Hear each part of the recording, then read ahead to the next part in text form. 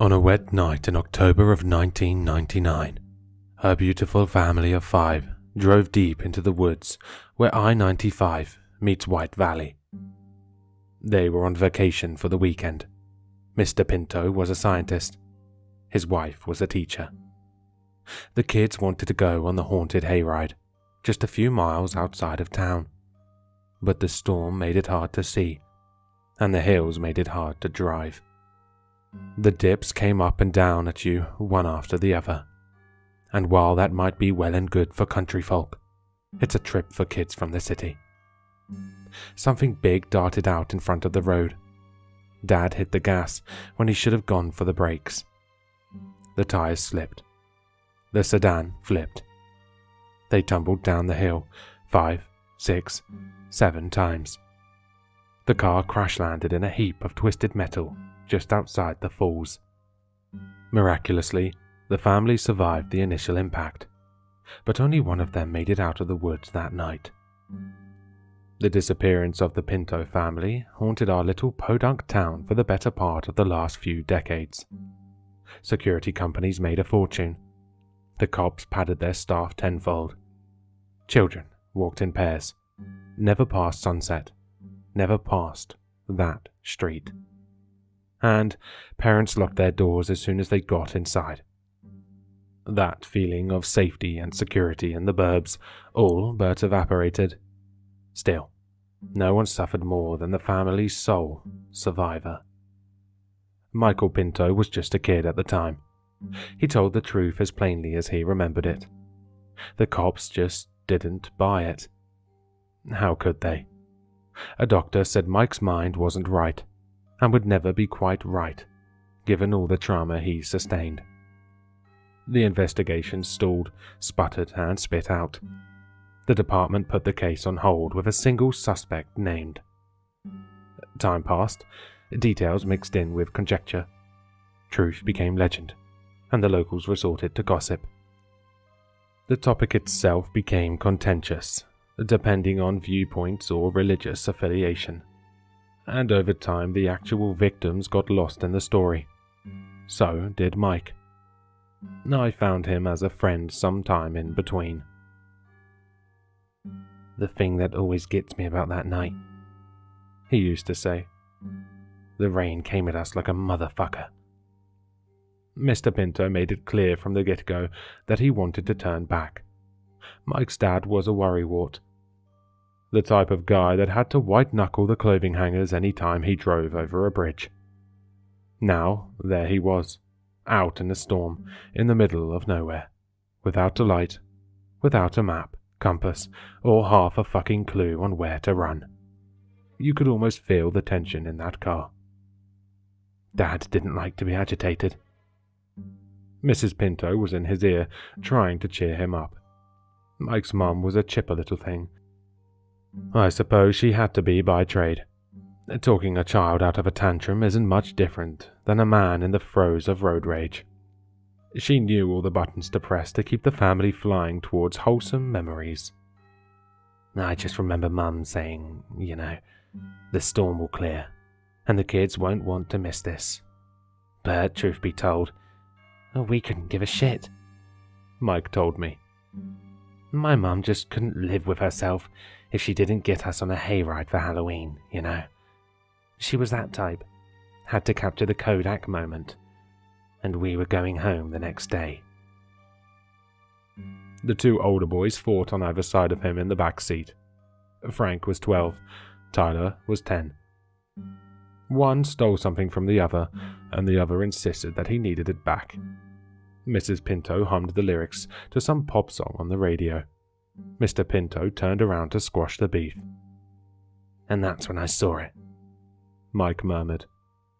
"Right there, in the headlights." The crash seemed to happen in slow motion. One moment, Mike is staring into dark red eyes attached to a shrouded figure in the road that seems far too big to be anything natural. In the next, his whole world turns upside down. "We all wore seatbelts." Mike snickered. Mum wouldn't have let us leave the driveway without them, so even though the car flipped over and over and over, we stayed put in our seats. The car came to a rest, upright, about 20 feet from the drop at Tanner Falls. The group was spooked but thankful. A cursory check from Mum and Dad revealed nothing but a few cuts and bruises. Tyler smacked his head. Mrs. Pinto grazed her hand. Mike thought he twisted his ankle, but nobody seemed seriously hurt. We couldn't believe we were fine. Mike laughed piteously. After that settled down, Dad started ranting about the thing in the road, and Mum was giving him the business, you know. He needs to be more careful, and he's damn lucky we're alive. Mike always took a deep breath at this point in the story. It got fucking weird here. Weird enough to lose the cops. He acknowledged as much. No sooner than she finished her sentence, something big reached into the car and ripped my mother out of it. His memory hasn't changed since that night. Like a fucking kid playing with a Hess truck, you know? 1 second she's there, the next she's gone. It happened so fast that nobody even got a chance to see what took her. The only evidence of Mrs. Pinto's departure was a body-shaped hole in the roof. A hole the police claimed to be caused by the crash. My dad got out of the car. He said he saw somebody in the road. My older brother screamed for him to stay put. I know I started crying, but Dad didn't listen. It was like he was in a trance or something. He just got out and walked back towards Lazarus Street. The three brothers followed him.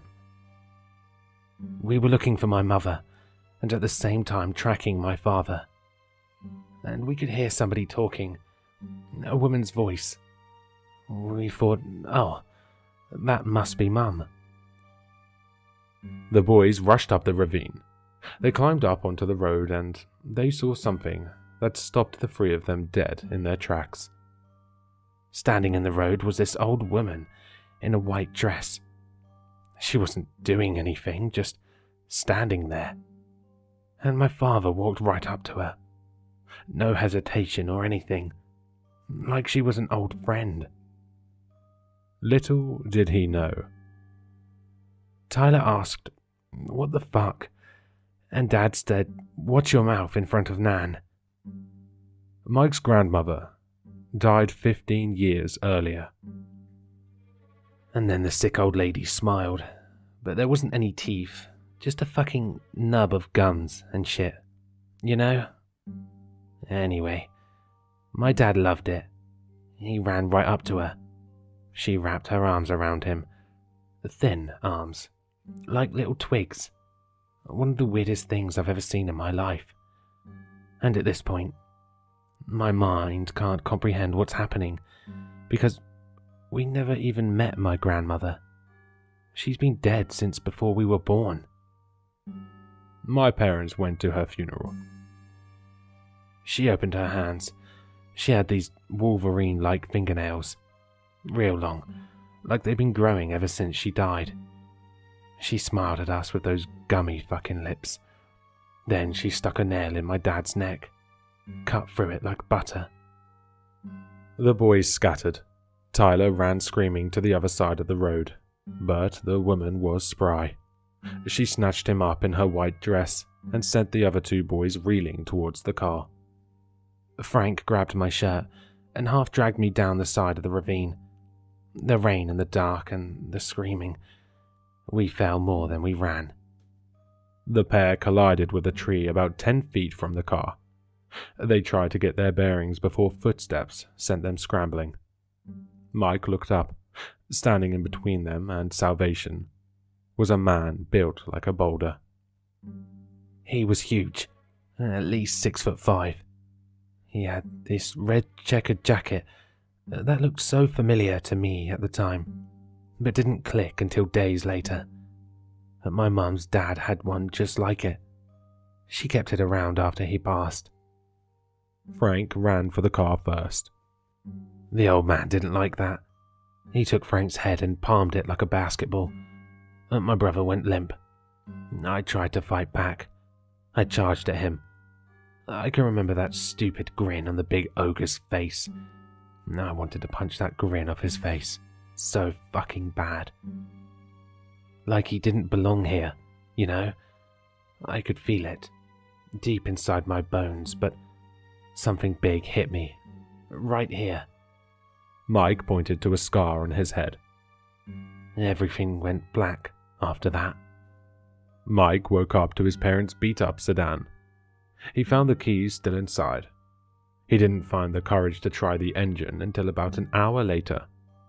The noise, he said, could have brought them back. When he did, he couldn't believe that the damn thing still started. He took the ravine back up to Lazarus Street. He followed it back to the hotel. The rain had died down by then. The police arrived only moments later.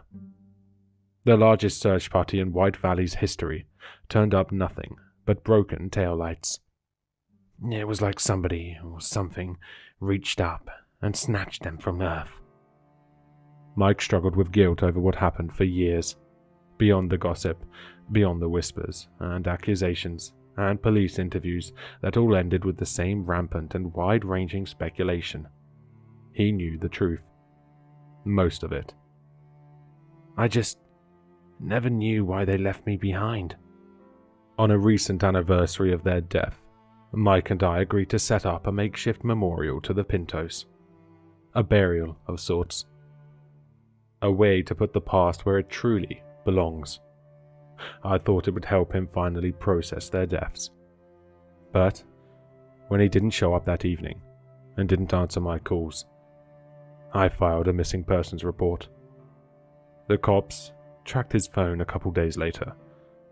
The search revealed a solitary ping from the night in question. The signal traced back to Lazarus Street.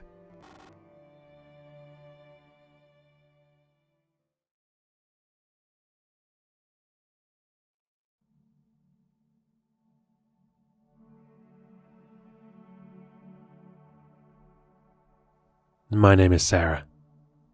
I have to let someone know what is happening to me. I may not survive tonight, and I want to leave some message, some record of my end.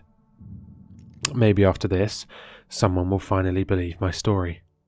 Maybe someone will listen to my warnings. It began around 10 days ago. I had been working a late shift. I'm a server at a local bar, and when I got home at 2 a.m., all I wanted to do was to lie down in bed and get some sleep. Of course, first I had to feed my cat, Wilson. The needy bastard would never let me fall asleep otherwise. Once I had filled his bowl, I dropped onto my bed and immediately passed out. I had an incredibly vivid dream that night. I found myself in a decrepit city, standing on a bare grey hill, with crumbling masonry stretching all around, as far as the eye could see. The sky was a sickly, grey-yellow colour, and I shivered as I looked at it. A slight wind blew, and my face screwed up, as a stench of decay and corruption hit me. You know how in dreams you don't question what's going on. That was the state of mind I was in. I wasn't scared, just intrigued. Carefully stepping over fallen rocks, I set out, descending down the hill and into the warren of ruins and shells of buildings. The architecture was something truly dreamlike. The walls and pillars of once tall buildings bending in strange angles. Somehow, I'm sure they would be impossible to reproduce if I tried to emulate them while awake. Through the sick grey clouds, I glimpsed the sun.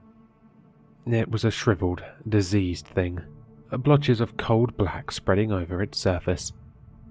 Its light cast no warmth onto the world. I started, as something moved in the window of a half-fallen building next to me.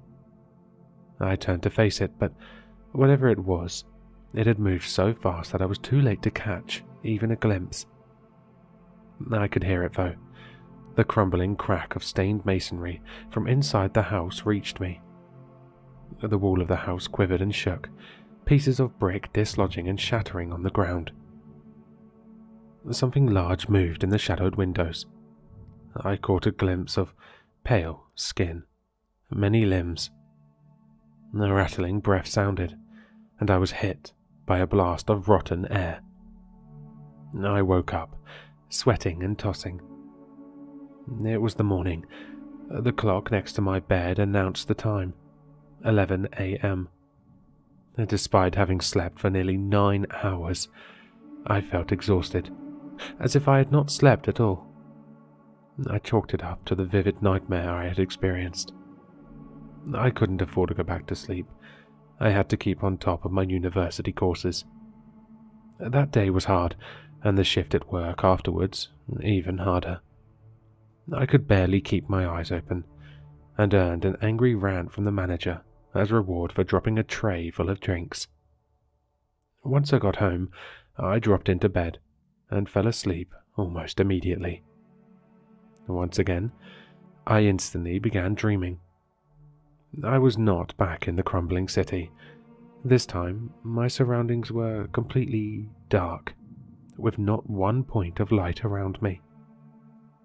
I could feel cold grass underneath my feet, and a breeze rustled a tree somewhere nearby. The place didn't stink of decay like the last one, but the air was no more pleasant. Here, the air was cold and crisp, almost sterile. I can't describe how exactly I knew it, but the air felt dead, like there was no living creature that breathed it other than me. Like not even the smallest forms of life could survive long in a world where they had to breathe it. Something moved in the dark, and I crouched down in fright. I couldn't see what had moved, but it came from somewhere nearby. The creaking of long bones and muscle came from somewhere in front of me. Whatever it was, the air itself had displaced as it shifted. Whatever it was big. I froze in place, terror gripping my muscles. My mind was screaming at me, crying out to run, to escape. But I couldn't move. It was as if my limbs were frozen in place. In the dark in front of me, a light appeared. It was an ominous purple, swirling round, with a pupil of the deepest black. An eye. Another fled to life next to it, then another, and another. As I watched in horror, dozens of eyes, clustered, numberless and unblinking, opened and stared forward. Stared at me. Finally, terror released its hold on my limbs. I turned and ran, crying out in fear, tripping and stumbling in the dark. Something shifted in the dark behind me. The ground shook as a massive, bloated bulk moved, pushing the dead air in waves before it. I screamed again, and awoke. I was still screaming. Reality reasserted itself in a rush of relief. I was in my bed. I was safe. A cacophony of noise surrounded me. Wilson was shrieking his head off. My alarm was blaring, and someone was hammering at my door. I stumbled to my feet. I felt exhausted, the hours of sleep doing nothing at all for my body. I rushed through my apartment, blinking away the last dregs of drowsiness, and opened the door. My neighbour, Ian, stood outside. "Hey, Ian," I murmured. "Hey, Sarah," he said. Ian was normally a cheerful, smiling man, but now his expression was serious. "Is everything all right?" I asked, confused. "That's actually what I wanted to ask you," he answered. "I heard you, yelling, and then some loud banging. I thought maybe something was wrong." He trailed off. I frowned, my confusion mounting. Shouting? What was I shouting? Nothing specific, really, Ian answered. No actual words, just shouting. You sounded scared, is all. I thought I'd best check up on you. I smiled, doing my best to hide my confusion at the situation. Yes, I'm fine, Ian, I answered. Thanks for worrying. I just had a bad dream is all. I was probably tossing around and making some noise. Sorry if I scared you. Ian smiled, obviously happy I was all right. Great. I have to go. Work calls. Get some rest, Sarah. You look like you haven't slept in days. He left, and I shut the door. As I passed from the hallway into the kitchen, Wilson ran towards me, yowling. A wave of guilt washed over me as I realized that I hadn't fed him the night before. I had just been too tired to remember. Luckily, I had no shift at work that day, and chose to leave my university work for another day. I slept for several hours, luckily with no further nightmares. After I woke, I thought about what Ian had said. He had heard me shouting, which seemed to match the dream I was having before I woke. What about the banging? Could I have been sleepwalking and knocking into things in my room? I had never been a somnambulist, but then again, I had never had such vivid nightmares before. I resolved to call my doctor if the problem continued after that night.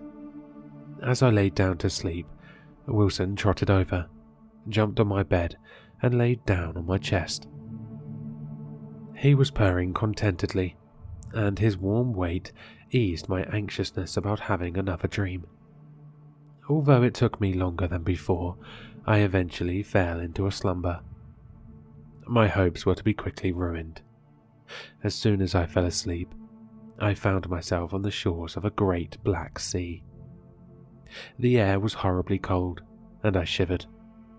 The ground beneath my bare feet was covered in small rocks and shingle. Looking down, I saw Wilson was there with me.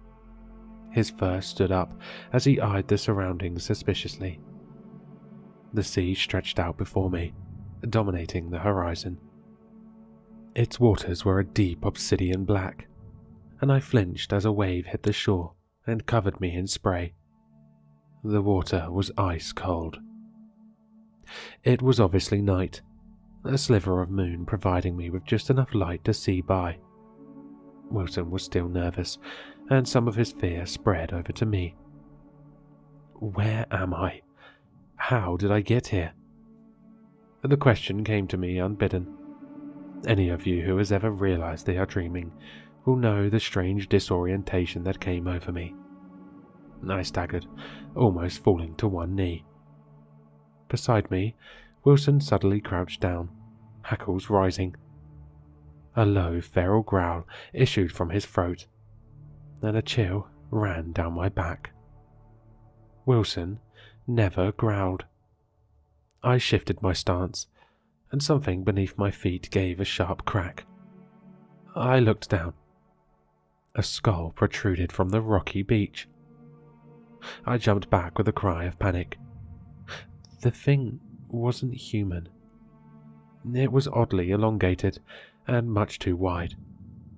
A wide, leering smile of too many teeth grinned up at me. It wasn't human. I didn't care. I began turning to flee. Even with the knowledge this was a dream, it was too vivid for me to do anything but give in to my instincts. I didn't complete the movement. A sound behind me made me stop. A sound I recognized from the first nightmare I had had. A rattling, diseased, evil breath. I froze. Wilson was down, hissing viciously, unsure of what to do. Something behind me moved, with a slow creak of sick flesh and disfigured bone. It sniffed my body, like some sort of animal, and I shivered as its noxious breath washed over me. It spoke. We remember your stench. The voice was deep, inhuman, grating. I was uncertain whether it was even audible or echoed in my mind itself. Slowly, something coiled around my waist. I couldn't look down, frozen with fear as I was. I saw it in my peripheral vision only. Pale, smooth flesh, like fingers, but grotesquely many-jointed and long as a human arm. The thing lifted me up. Still, I couldn't move, couldn't resist. Something moved the shingle of the beach behind me. Something to the side of whatever was holding me up. There are more of them. The terrible voice came again. We remember you. We remember your home. Perhaps it's time we paid it a visit. The blur of white and black flew suddenly past me. Wilson. He had recognized I was in some sort of terrible danger and had sprung to my rescue. The thing screamed terribly, whether in pain or indignation, I couldn't tell. A cacophony of sound, the groan of grotesque bones, the gasping of diseased breath exploded around me. The thing's grip suddenly went slack, and I plummeted down. The ground rushed up to meet me. I woke with a start. I was standing up, and my legs almost buckled underneath me, as if I had truly fallen several feet. I was covered in a cold sweat. Is this just a dream? Is it real? I don't know what's happening anymore.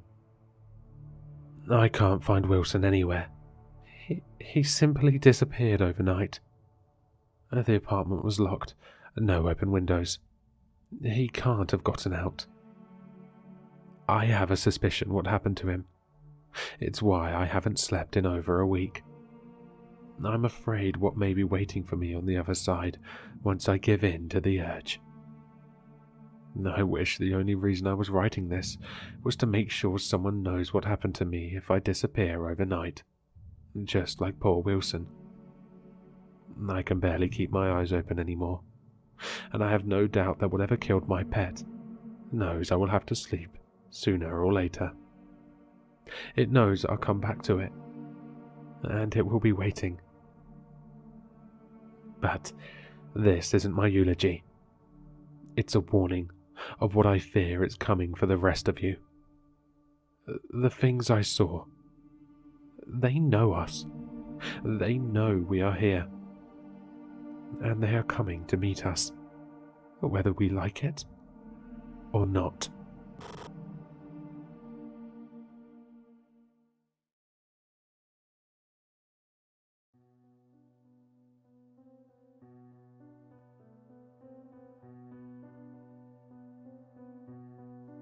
I remember her every day.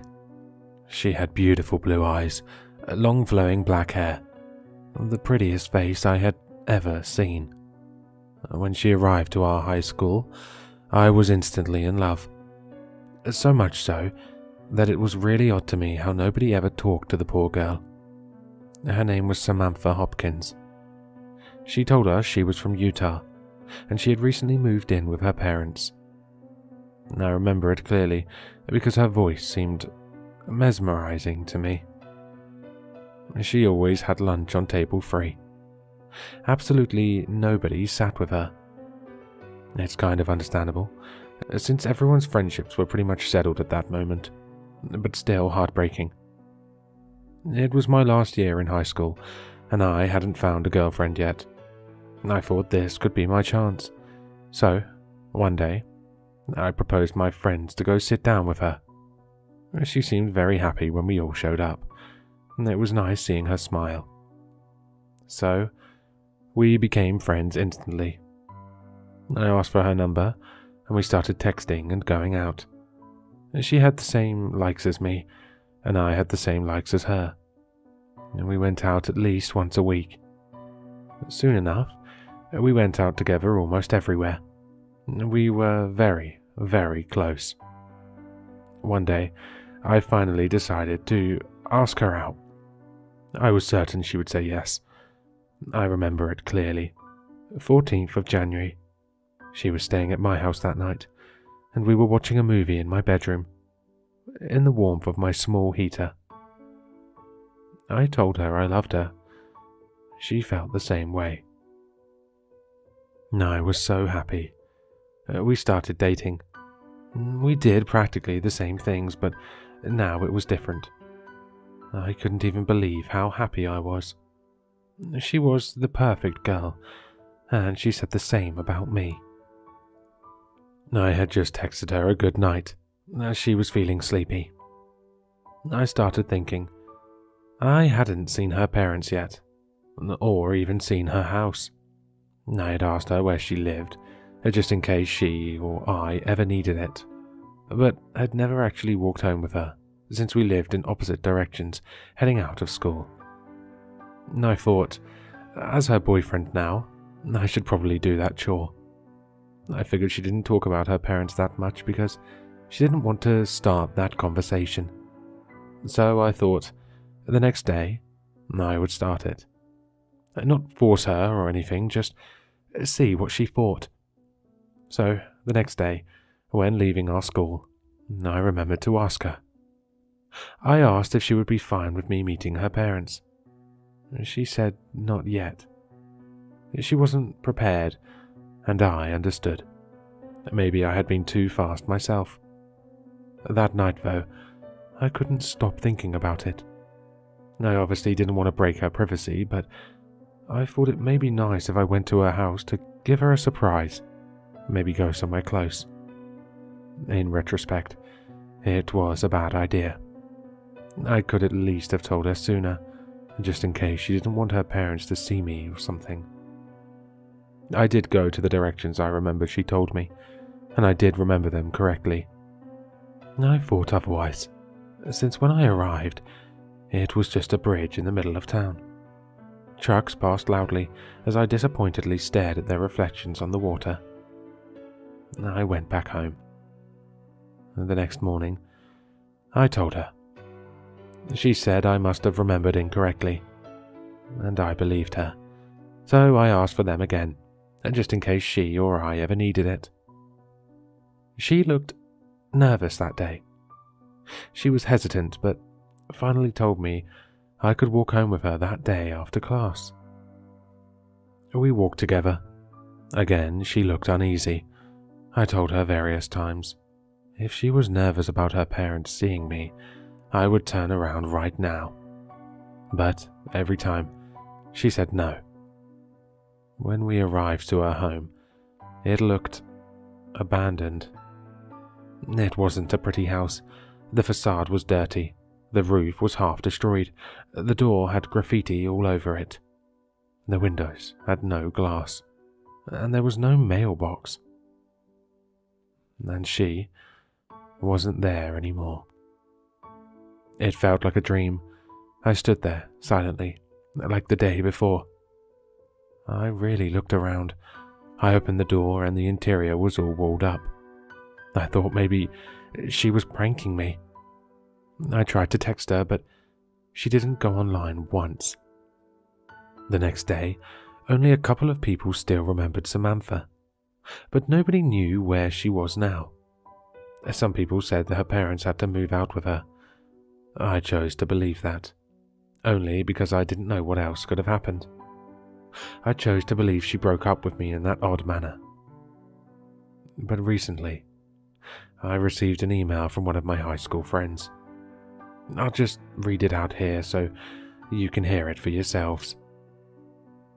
From Noah Carter. Hey Caleb, I'm Noah from high school. Remember me?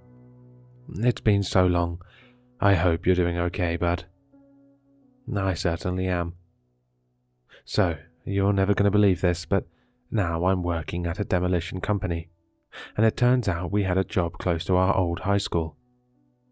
I'm emailing because, after doing the job, a single untouched and clean piece of paper was left on top of all the ruins. Remember your girlfriend at the time, Samantha? Well, I can't believe this either, but believe me, it's not a joke. This is what it reads. Dear Caleb, I'm deeply sorry for leaving all of a sudden. I'm concerned because I don't know how it may have affected you. Still, I wanted to apologize. I didn't want you to know my secret. I had little time left. I thought, before I went away, I would show you what you wanted. I didn't just want to leave without notice. I wanted you to be there with me.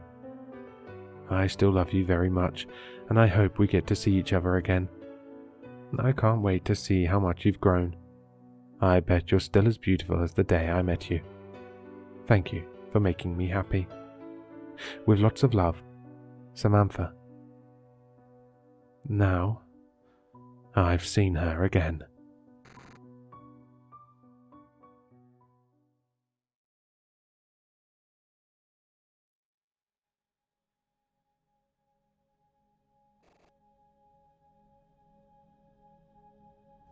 Brown synthetic fur, round little ears, and black buttons for eyes. I knew him as well as I know my own face, my own name. He had been in my life for as long as I could remember.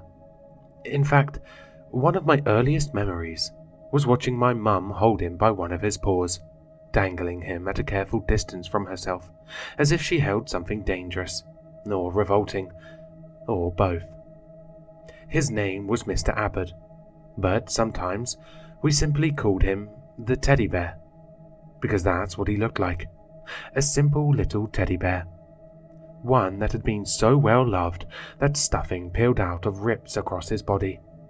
Most of the time, he had no mouth. But sometimes, he smiled. We don't know where he came from. My dad said Mr. Abbott had always been in his life, that his dad had gotten it from his grandfather, and his grandfather had gotten it from his great-grandfather, and so on.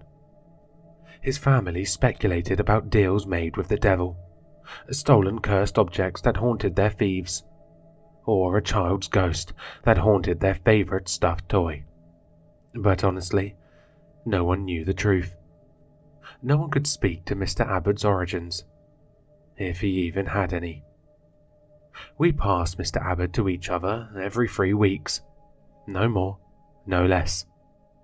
My dad would pass it on to my mum to me to my sister, and then she'd hand it off to Aunt Linda. Aunt Linda's family would pass it around themselves, and then to our other relatives. My dad had 2 sisters and 4 brothers. We would have around 3 months of peace before Mr. Abbott slowly made his way back to us. He always came back. Always. When I was young, I didn't have to take my turn holding Mr. Abbott, so I took that peace and safety for granted. I don't anymore. Mr. Abbott brings bad luck. That's the only way I can describe it. You might be laughing right now or skeptical, because bad luck doesn't sound like such a big deal. Maybe it's not when you only have a little bit of it here or there. But when bad luck is in your life for 3 straight weeks, each week stretching out into the horizon before you, like a road to hell, it feels like an eternity. It feels like drowning at the bottom of a deep well. We weren't allowed to let go of Mr. Abbott. Not until it was time to pass him off to someone else. My dad told us that. He showed my sister, Anna, and me the scars on his leg, and talked about the time he forgot to keep touching Mr. Abbott. Dad had only forgotten for a couple of minutes, but Mr. Abbott hurt him anyway. My dad had a permanent limp because of it. The first week it would start off small. If I didn't have Mr. Abbott in my arms, I wouldn't have even thought it was necessarily bad luck. I would lose my favorite pair of socks, or forget a homework assignment. Maybe I'd accidentally knock something valuable or expensive. Somehow, I'd run into previously opened doors, or jam my fingers when a window slammed shut on them. That was a week of minor injuries, It was like being the target of some petulant toddler's scorn and whimsy. Inconvenient, yes, but hardly life-threatening. The second week, things would ramp up. Someone would steal my bike or knock my phone out of my hands. If that happened, I knew I'd never find my bike or phone again, at least not on this side of the grave. But most importantly, during the second week of bad luck, I couldn't cross any streets, because any time I tried, a car would barrel straight at me from some street that had been empty seconds before. And when that would happen, I would only barely make it back on the sidewalk. So, I stopped walking to school during my second week of holding Mr. Abbott. My mum drove me, even though my school was only 2 minutes away by car. The third week was the worst of all, because that was when Mr. Abbott stopped playing and started trying to hurt us in earnest. I remember the time that I, against my parents' warnings, ventured out to grab some candy bars and magazines. Mr. Abbott was with me, of course. He rode in my backpack, and his head poked out of the unzipped top. On my way to the nearest 7-Eleven, a route that I walked countless times, someone dragged me into an alley I had never noticed before. He wore a mask that only had holes for eyes and a nose. I couldn't tell what he looked like under it. Whoever he was, he beat me badly enough that he broke 3 fingers on my right hand. Then, he took everything, except Mr. Abbott, and left me for dead. I have just the briefest memory of that time, and what I remember is choking on my own blood, barely able to breathe, my arms screaming with pain. I remember turning my head and seeing Mr. Abbott sitting right by my face. And as I watched, he smiled at me with a small, sly smile, his black eyes gleaming with pleasure and satisfaction. I looked into those eyes and knew that he would do unspeakable things to me before I died. But I didn't die. My parents grew worried for me and called my phone. When I didn't pick up, because by then my phone had been stolen, they went out in search of me. Anna told me that my dad had to be the one to drive me to the hospital, because my mum had gone into hysterics when she saw me. After that, my parents instituted a new rule. My sister and I weren't allowed to leave the house if it was our third week holding Mr. Abbott. And I was thankful for that rule, because I didn't want to think about what would have happened if my parents hadn't found me. Even while confined to our house, bad luck dogged my footsteps. Of course it did. I couldn't go outside, but I still held Mr. Abbott. One time, I stumbled over nothing and fell down the stairs, fracturing my knee. Another time, I dropped some dishes while washing them, and their broken shards flew straight towards my eyes. I managed to turn my head aside at the last moment, but they had still sliced my face open, leaving a deep cut from my left eye down to my chin. The cut became infected, and my parents were too scared to take me to the ED. What if we got into a car crash on the way there? What if the nurses made me let go of Mr. Abbott? We ended up asking our family doctor to do a home visit.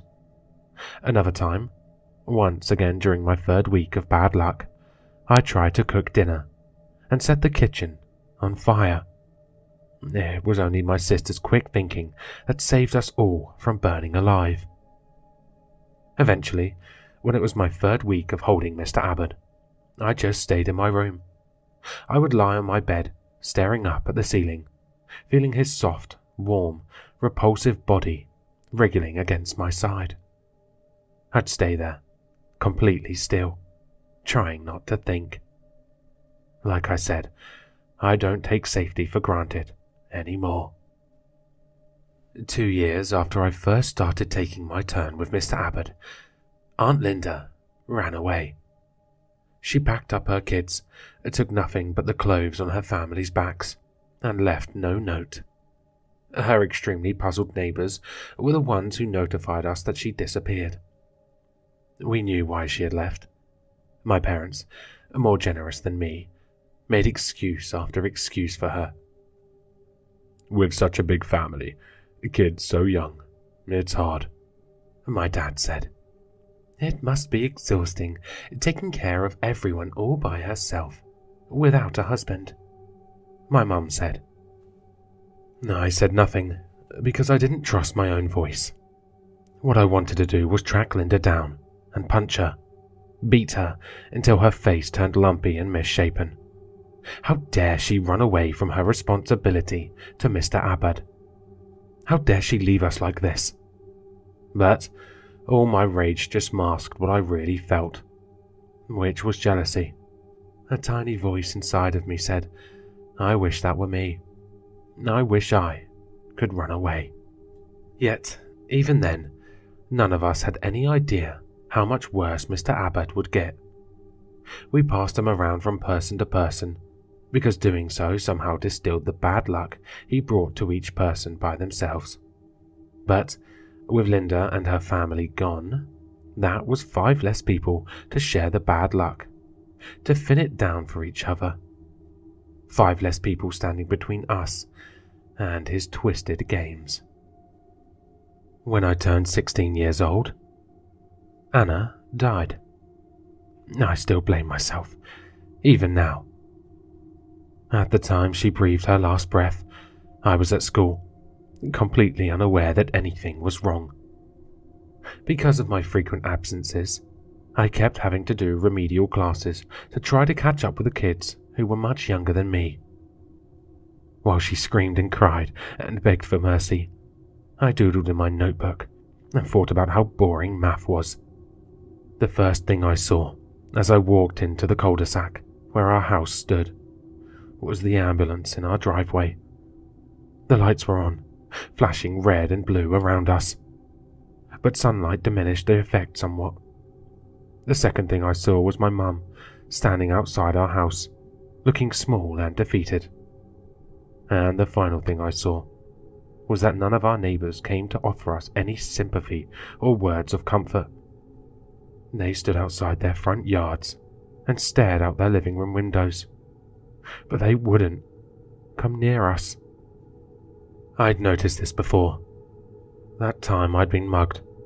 I screamed until I nearly dislocated my jaw, but no one came to help me. My teachers were the same. They should have been concerned that I kept showing up with injuries and that I was failing almost all my classes, but they weren't.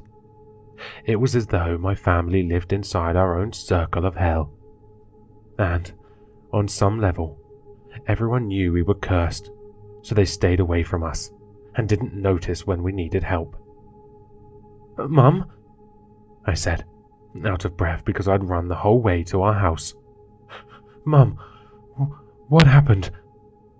For a moment I didn't think she had heard me. She stared off into the distance, her eyes blank and shiny, like black buttons. Finally, she said slowly, "It's Anna. We're not sure what happened. We think she let go of the bear." If she said more, I couldn't hear it over the rushing sound in my ears. Horror choked my throat. I wanted to ask if Anna was okay. Was my sister all right? But I knew the answer without her even telling me. I turned and ran into the house, somehow convinced that this was a mistake and that Anna would be just inside, doing her homework or watching TV. And if that was the case, I wouldn't even be angry at her. I would just give her a hug and tell her how worried she had made us. I ran past photographs of the 4 of us, all of us smiling and looking at the camera, as if we didn't have a care in the world, as if we weren't cursed by bad luck. I checked all the bedrooms first, before I ran back downstairs and checked the living room, my dad's study. Everything looked normal, untouched, until I reached the kitchen. I stopped for 1 full minute. Just stopped. Stopped moving. Stopped even breathing. Because I could see the blood everywhere. And the knives. So many knives scattered all across the kitchen. Nearly every one of a different size. They were the huge knives you use for butchering and the small knives you use for peeling fruits. Steak knives, knives with serrated edges, and knives with smooth ones. They stuck into the floors, into the walls, and some even hung from the ceiling, as if some great force flung them upwards. Blood trailed from the knives and pooled on the floor. I didn't know that anyone, any human, could hold that much blood inside of them. In the middle of all these knives, I saw the shape of my sister, where they had to pull the knives out of the floor and out of her body, so that they could take her to the ambulance. And of course, sitting on the floor next to all those knives, his light brown fur, somehow untouched by all of that deep red blood, Mr. Abbott smiled at me. Things changed after that. Of course they did. Hannah was everyone's favourite. Yes, I can admit that. It would have been easy to hate her for being clever and brave and beautiful, except that she was kind to everyone. Sometimes I thought that we'd been born in the wrong order, that Anna was really my older sister, and I was the younger one. Don't get me wrong, we had our petty sibling rivalries, fights about whose turn it was to take out the trash, or who was taking too long in the shower. But she was my sister, and I loved her. My dad blamed my mum for what had happened. He had been at work, and my mum had been responsible for watching Anna and Mr. Abbott. We all knew what happened was really Mr. Abbott's fault, but Dad needed someone to blame, and my mum simply took his anger, his shouting, his insults. Instead of defending herself, she hung her head, and she began to drink. Gin and tonics in the morning, a few glasses of wine in the afternoon, whiskey and vodka at night. Our living room became a makeshift dumpster. I would come home from school to find empty bottles all around her, 2 feet deep in some places. Mum was a pale ghost that sat in front of the TV all day and night, unmoving. Sometimes I wondered how much my mum regretted her decision to marry Dad, to marry into all this madness. It wasn't a question of if, it was a question of how much. Dad said he'd told her about Mr. Abbott before they married, but she might not have believed him. Who would? I knew that if she could have run away, if she could have unspooled time to back before she met Dad, she wouldn't have made the same choice. She loved Anna and me, but she wouldn't have married him. 3 weeks after Anna died, Mr. Abbott came back. He had disappeared from the kitchen, and we knew he hadn't gone to any of Dad's brothers. So, we had thought maybe, just maybe, he left. It's hard for me to write this because, even now, I feel ashamed. But truth is truth. Selfishly, a part of me hoped that Anna's death had been enough for Mr. Abbott, that he wouldn't hurt us anymore because he had gotten what he wanted. But he came back. He always came back. The day Mr. Abbott came back, my dad and I were the ones to find him. He sat on our doorstep, his eyes twinkling merrily, as if only he knew the punchline to this joke. I saw the look on my dad's face as he picked Mr. Abbott up, and I was afraid. His eyes didn't look rational. Not at all. His eyes belonged to the face of some wild animal driven to the brink of madness. Some animal that had been forced to gnaw its right paw off to escape the trap. I tried to take Mr. Abbott from Dad, but he wouldn't let me.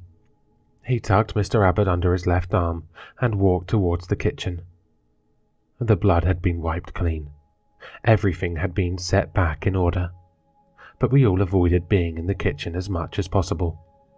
Takeout overfilled our trash cans, and there was an unpleasant smell from the fridge, because none of us had cleaned it, or even opened it. My dad strode over to the switch by the sink and turned on the trash disposal. I knew then what he planned to do, and I ran in front of him, trying to block him off with my body. I might as well have tried to stop a semi-truck from running me down. Dad pushed me aside, so hard that I banged my head against the wall, and tears came out. Dad leaned over the sink and started to lower Mr. Abbott.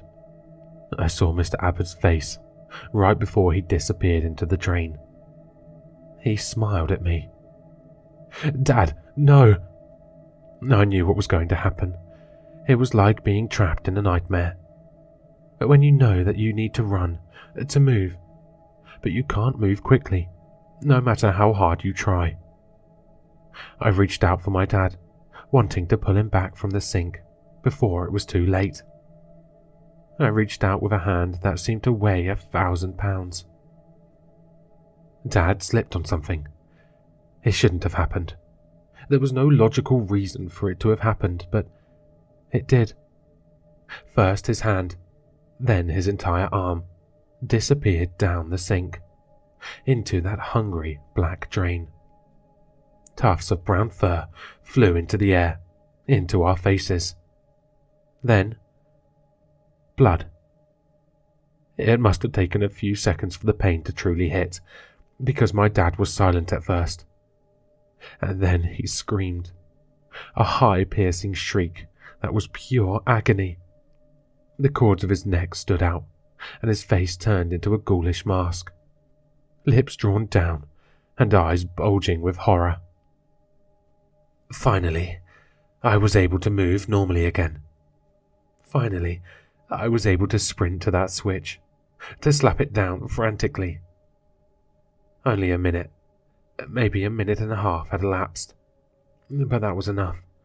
My dad staggered backwards, his injured right arm held out. Except arm wasn't the right word to describe it anymore. It had lost its shape. There were no fingers, nothing that looked remotely like a human arm. Blood squirted out of where the hand had been. From his shoulder down, only tatters of flesh clung to the bone, some of them held together by the thinnest layer of skin. I caught glimpses of pale white bone peeking out of all that shredded skin. I called 911, and my voice was as hoarse as if I had been the one that screamed. "Send help, please, send help. It's my dad." Dad slid down the counter slowly, his legs collapsing underneath him like he was too tired to stand anymore. I thought, there's blood all over the kitchen again, and they'll never get it out. His blood was on me too. I could feel it on my face, like warm rain. That sweet metallic smell that is so distinctively the scent of blood filled the air. My mum came running into us from the living room. Dad's screams had woken her from her stupor. She slid in the blood, scrambled up, slid back down again. But she didn't even seem to notice. Her gaze remained fixed on the man she had been married to for the past 2 decades. We both knew he was dying. He was losing too much blood, and his face was turning grey. The paramedics would never make it here in time. Mum slipped and slid her way to Dad's side. She tried to pick him up, but he was too heavy and slippery with blood, so the best she could manage was to rest just part of his head on her lap. "John," she said. "John, it's okay. You're going to be okay." Dad didn't even look at her. I don't think he even knew she was there. He looked at me and said, "Anna, is it?" And then he died. I watched the light steal out of his eyes. I watched his chest slowly stop moving. I watched my dad die. And as I sat there in his cooling blood, listening to Mum sob, as if her heart would fall out of her chest and shatter into pieces, I knew something. I knew that Mr. Abbott would never, ever leave us alone. Not unless we killed him first. He wanted us to suffer, yes, but He wanted us to die even more. So, we had to do something. I walked over to the sink, looked down, and saw what I knew I would see. Mr. Abbott staring back up at me with a smile on his face. He had emerged from the trash disposal, miraculously whole. Even his fur looked perfect again. Shoving him down the garbage disposal hadn't worked. At that time, Anna and I had nearly burned to death. I'd seen Mr. Abbott staring at us with his black button eyes, utterly untouched by the flames. What could I do? Mum. I shook her shoulder. She looked at me and I started crying too, crying so hard that I could barely talk. Mum, we need to do something. She shook her head, not understanding. We need to do something about him. I swallowed. Does Uncle Miles still have his boat stored in Harbour Cove? Even with a motorboat, it took me 4 days to arrive at a part of the ocean that was deep enough for what I planned to do. I didn't need to cross the Atlantic Ocean or pilot this boat to the Mariana Trench. I just needed somewhere that wouldn't be easily disturbed. Somewhere quiet, cold, and dark. All the old tales say salt, iron, and rowan will help protect you.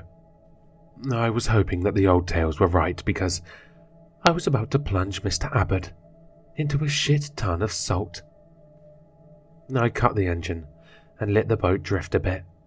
The boat rocking under my feet was soothing, peaceful, but I couldn't enjoy it because I was too worried about what Mr. Abbott would do to me when he figured out why we were here.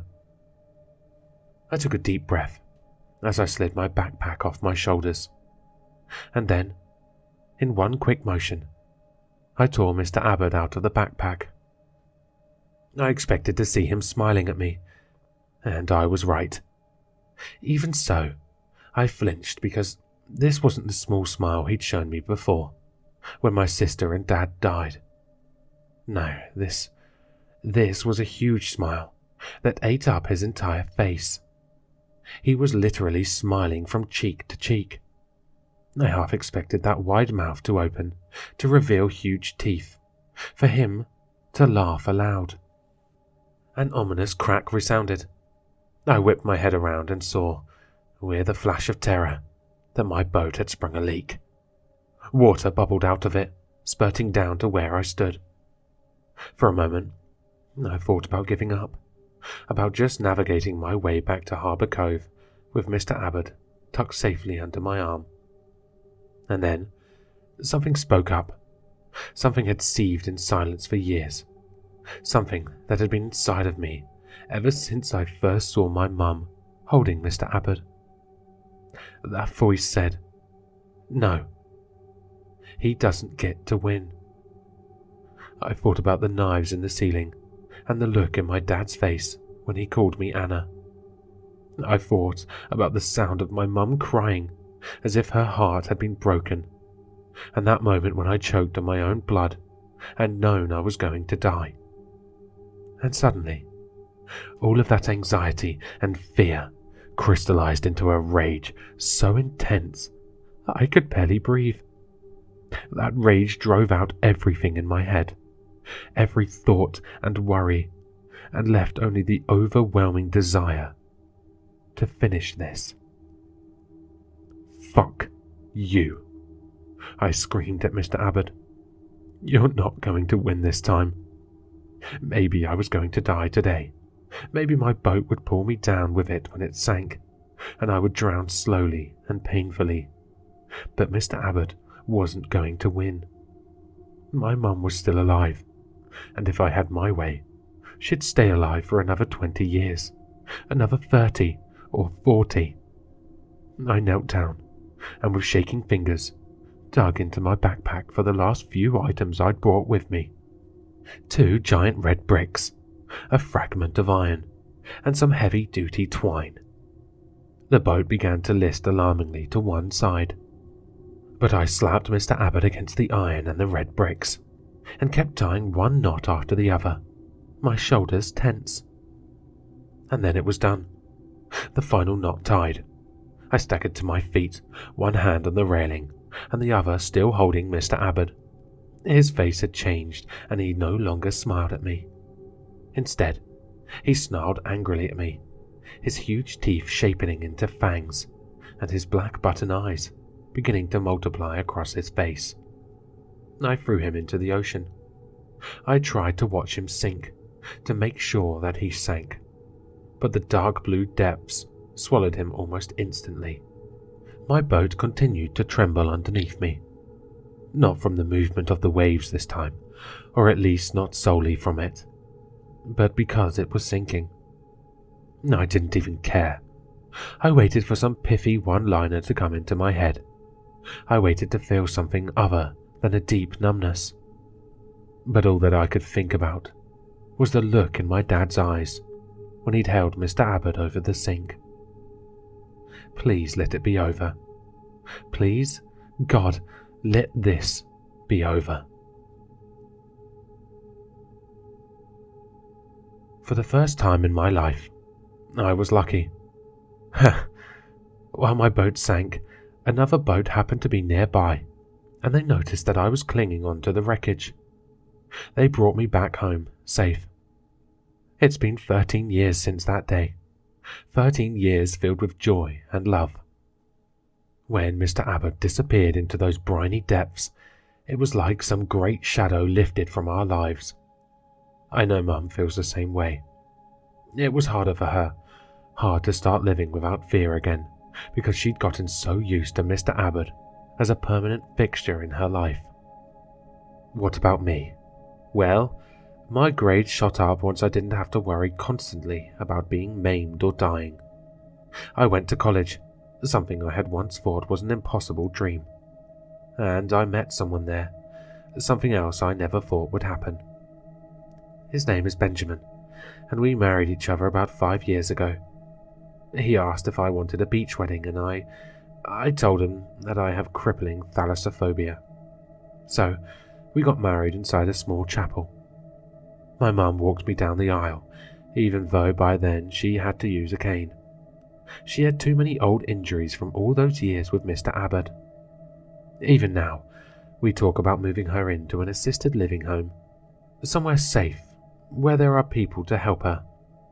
Ben and I have a daughter. Her name is Annabelle, named after my sister.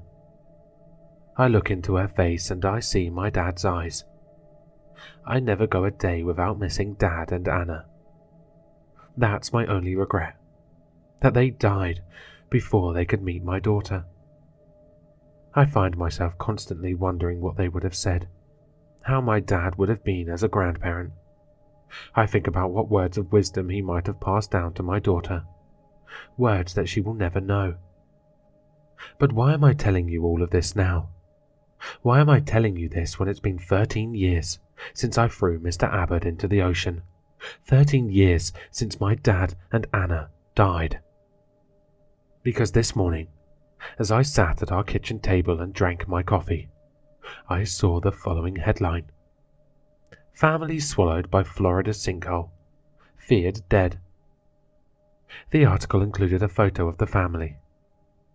The years had changed their faces slightly, but I still recognized them. There was Aunt Linda, her kids clustered around her, hugging each other and laughing. I sat there, the coffee going cold, the newspaper clenched tight in my fists. I sat there, and I was afraid. I don't know how long I would have stayed there, staring at the photos of my dead relatives. But just then, my daughter raced into the kitchen, nearly colliding with one of the kitchen chairs. Mummy, come look. Annabelle tugged at my hand, her face glowing with pleasure. Instantly, that fear faded away, and all I could feel was love for her.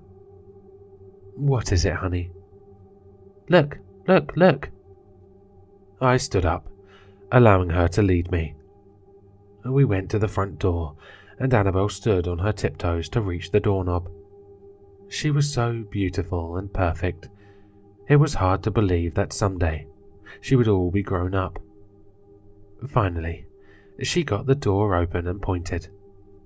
"Look at the teddy bear. It's smiling."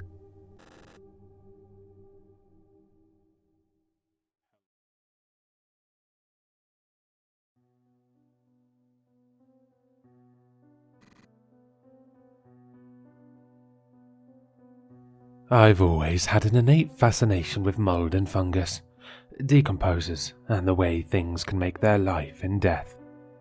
There's hundreds upon thousands of types of mold, like from the shit you cut off of cheese, and the white fuzzy stuff that looks like faux fur, to black mold that could slowly kill you without even raising a finger, just from breathing it in. It's horrific, from the human point of view, but there's real beauty in it. I didn't come here to gush about mold. Or, well, I did, but not in that sense. I came to talk about my lab partner and her flu. Roberta Guzman has always been in my class. We didn't really run in the same circles, but I still considered her a close acquaintance, someone I could possibly trust. Before I start, she is not frail in the slightest. Doesn't get sick easily, and never for more than a few days. This girl is built like a brick shithouse. Well, for a 16-year-old she is. Real wide shoulders, kind of like a rugby player, and a head above the other girls. She played sports, she was active, she was outgoing. I think. I never actually heard of her hanging out with anyone outside of school, but she always had a gaggle of friends around her during class. She would usually choose to spend her time in her books though, real smart, which is why I was so psyched to have her as my lab partner in the beginning. I'm not dumb by any means, but biology, labs, it's always good to have a second opinion, and mine just happened to get all A's without fail. It started out great. Roberta would take a majority of the work, kind of an overachiever, and I would provide corrections or opinions where it was needed. We got along great. I had inside jokes, and she wouldn't snitch if I snuck a snack to our table in the mornings. A few weeks in, though, we started in on molds. I told you, I love the buggers. Mold is fascinating to me. But she took it to another level. At first she wouldn't touch it, pushing the samples and hands-on work to me, while she did the paperwork, but I would see her looking at the samples from the corner of my eye when she thought I couldn't see her. Her expression was longing, hopeful, yearning? Weird ways to look at a plastic container of mouldy bread, but I wasn't about to call her on something I could have easily imagined. And the day before she got sick, she insisted, almost looking frantic, that she do all the work today. It was the last day of moulds and such, and she always seemed so taken with them out of the corner of my eye. I let her. I just wrote down whatever I managed to catch, as she was spewing out paragraph after paragraph of observations and little fun facts about what we were working with she had learned recently. It was a normal day, a normal lab session. Until she ate it. Just as we were packing up, she plucked the slide from my hands, pulled it apart, and just licked it up. Black mold. Like she was licking butter from her fingers. Then she gave me a smile. I couldn't even make a noise. I was so shocked. I was still smiling from something she had said beforehand. Then she disappeared. She didn't come back to school for a solid month. After the first week, I got assigned to a new group. I asked a classmate what she had learned about Roberta, what was wrong with her. "Some kind of flu," she said, and shrugged at me. "Heard it was a lung infection," my other partner said. I believed it. I let it go. The next time I saw her, it wasn't in school. I was taking the city bus home. I was standing and holding one of the bars when the woman next to me started coughing. It was an ugly cough, deep in the chest. There had been a smell coming from her, stale and damp. The whole bus had started to smell like an old basement. I turned to offer a tissue or something and recognized those rugby shoulders. I was surprised. I asked where she had been and what was happening with her. She gestured to the mask on her face, eyes crinkling in a sort of smile. "Been sick," she told me, her voice deeper than normal, raspy from illness. I wish I could say we caught up the rest of the ride, but she turned away, and I had to keep my mouth shut. The smell was stronger now, heady in my nose and heavy on my tongue. She moved to get off at the next stop, and I grabbed her sleeve, offering to drop off the work she had missed for the last month. She thanked me with her address and left. Her shirt had been damp and warm, and as she retreated, the smell lingered, but it was more of an aftertaste. I refused to believe the smell was her, but maybe she was sicker than she had lit on. The next day, I got off at the same spot she had the day before, walking about 10 minutes, then 15, then 20, until I came up to the door of a house, smushed tightly between two others, both for sale. It was odd but not out of place. I knocked heavily on the door. Only one knock did it though, as the door just fell in and landed. The wood was rotted and wet.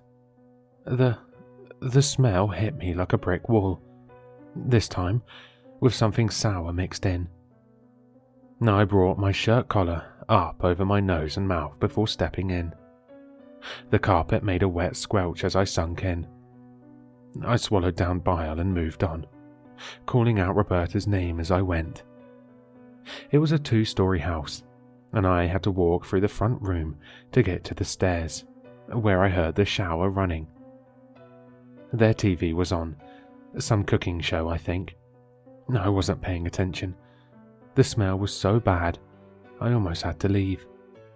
It coated my tongue in a sweet, acrid, rotting smell. Right on the couch was what I think might have been her parents once. I didn't stick around long enough to find out. They were blue and bloated, tongues fat and swollen, sticking out of their heads with their bulging eyes. And mold. There was mold everywhere. Mold, maggots, mushrooms, feeding on the decomposing bodies that may have been people once. I don't think I screamed, and if I did, there was no one to hear it. I dropped the stack of papers on the floor and fled, hand over my mouth. I did throw up, several fucking times. I can't get the taste out of my mouth. I've scrubbed my tongue raw over it. I couldn't tell my parents. I got home late and went straight to bed. She was at school. The next day, she was sitting in her assigned lab spot, waiting for me. Her skin still had a sickly pallor to it, all damp with sweat and holding a slightly bluish hue. Just like her. Like the corpses. I could barely look at her. I just left, hid out in the bathroom until she came to find me. She crouched down and touched my shoulder. "What's wrong?" she had asked, looking concerned. She reached up and pulled her mask down, and her face was decomposing. Her lower face was covered in holes and fuzzy white mold, circles of bread mold, and her teeth were rotting right out of her skull. I screamed something fierce. I left the school. I went home. The shoulder she had touched was damp and warm. I smelled like an old basement. She hasn't come back to school since I told my parents. Got the cops called on her. They found the bodies, but apparently weren't able to ID them. Then, nothing. Said it was a case of neglect, and then nothing. They just let it go. Thing is, I don't think she's gone. When I'm on the verge of sleep, some nights I smell her. I wake up, and my sheets are damp at the end of my bed. My bedroom door rotted off its hinges last week. I don't know what to do.